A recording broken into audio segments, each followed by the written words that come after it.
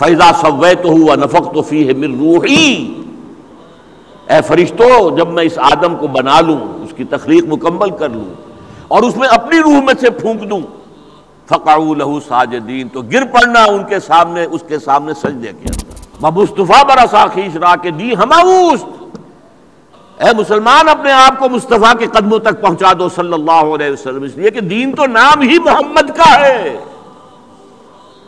دی ہماوست، اگر بے او نہ رسیدی تمام بو لہبیس، اگر ان تک نہ پہنچو تو موحد بن جاؤ، بڑے اچھے آدمی بن جاؤ، بڑی چیریٹی کے ادارے قائم کر دو، بڑے فاؤنڈیشن قائم کر دو، کینسر کا ہسپتال بنا دو، فلاں کر دو فلاں کر دو، زیرو ہے۔ اگر محمد کے قدموں میں نہیں ہو تو کوئی عمل آپ کا جو ہے اللہ کیا مقبول۔ بندے تو ہم بھی ہیں، اپنی حرص و ہوا کے بندے ہیں، اپنے مفادات کے بندے ہیں، دولت کے پجاری ہیں، کچھ اللہ کا کہنا بھی مان لیتے ہیں، تھوڑی سی جزوی بندگی اللہ کی بھی، یہ بندگی نہیں۔ ہم تو ہر وقت امید ہی میں رہتے ہیں کہ کبھی اللہ کی طرف سے معرفت کی کوئی کرن ہمارے لیے بھی جگبگا اٹھے، کوئی اللہ کا پرتو ہم پر بھی پڑ جائے۔ اور وہ تھے کہ جن کا انتظار ہو رہا تھا شب معراج میں کہ آنے والے ہیں، آج آنے والے محمد صلی اللہ علیہ وسلم، ان کے استقبال کی تیاریاں ہو رہی تھی۔ ہم منتظر ہیں، وہ منتظر۔ حضور کی ذات مبارکہ اور قرآن مجید مل کر بنتے بینہ۔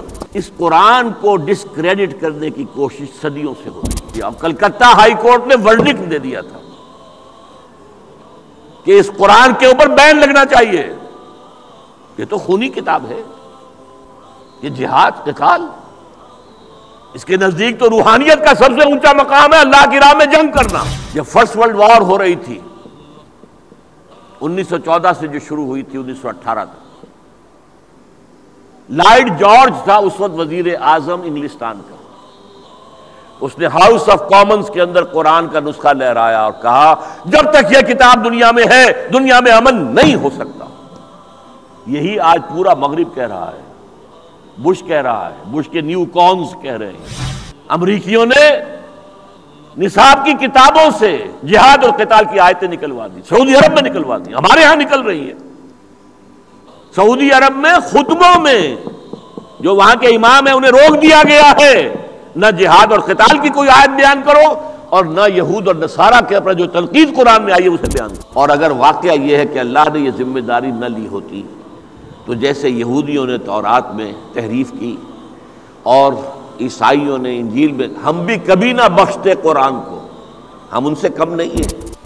امریکہ اپنی ٹیکنالوجی کے بل پر کھڑا ہے، صرف مغربی تہذیب صرف ٹیکنالوجی کے بل پر کھڑی ہے۔ اسی لیے اقبال نے کہا تھا دنیا کو ہے پھر مار کا روح و بدن پیش، تہذیب نے پھر اپنے درندوں کو ابھارا، اللہ کو پامر دیے مومن پہ بھروسہ، ابلیس کو یورپ کی مشینوں کا سہارا۔ یورپ میں یہودی انتہائی دبے ہوئے، پسے ہوئے، مستضعفین، قابل نفرت، شہروں سے باہر گھٹوس میں وہ رہتے تھے، انہیں اذیت پہنچاتے تھے عیسائی، اور صحیح بات تھی۔ عیسائی جسے اپنا خدا مانتے، خدا کا بیٹا مانتے، وہ کہتے وہ حرامزادہ تھا، باسٹرڈ، سن آف مین، ولد الزنا، جادوگر تھا، کافر تھا، مرتد تھا، واجب القتل تھا، اسی لیے ہم نے اسے سولی پر چڑھوایا۔ یہ دوسری بات ہے کہ اللہ نے کیا کیا اور کب انہیں اٹھایا۔ انتہائی پرسیکیوٹڈ کمیونٹی تھی، اور سب سے زیادہ شدید پرسیکیوشن اسپین میں تھی، جو بہت گہرا کیتھولک ملک ہے۔ یہی وجہ ہے کہ یہودیوں نے مسلمانوں کی مدد کی اسپین کو فتح کرنے میں۔ نتیجہ کیا نکلا کہ مسلمانوں نے انہیں سر پر بٹھایا، ان کی عزت کی، احترام کیا، تکریم کیا۔ ایک وقت میں وزیر اعظم جو ہے سلطنت ہسپانیہ کا یہودی تھا۔ یہ یہودی جو ہیں انہوں نے وہاں بیٹھ کر یورپ کی پیٹھ میں چھرے گھونپے، عیسائیوں سے بدلے لیے۔ آزادی اسلام نے دی، وہ جو اقبال کہتا ہر کو جا بینی جہان رنگ و بو، جہاں کے از خاکش بروید آرزو، یا ز نور مصطفیٰ اورا بہاشت، یا ہنوز اندر تلاش مصطفیٰ۔ کہ یہ جو کتا ہے یہ فرق نہیں کرتا بیٹی، ماں اور بیوی کے اندر، یہ ہم کیوں کرتے؟ پیاس ہے لگتی ہے، جہاں سے پانی ملتا ہم لے لیتے ہیں۔ تو خامخواہ جو ہے ہماری جنسی جو پیاس ہے اس کے لیے قدغن ہے۔ اسی شہر لاہور میں ایک پروفیسر تھے تاریخ کے، عبد القادر صاحب، وہ یہ کہا کرتے تھے when I can get fresh milk from the market daily, why should I bind a cow on my door؟ میں اپنے جنسی جذبے کی تسکین جب چاہوں جہاں سے کر لوں، گائے باندھنا ضروری ہے اپنے گھر پہ، تو یہ بیوی گھر میں لانا ضروری ہے؟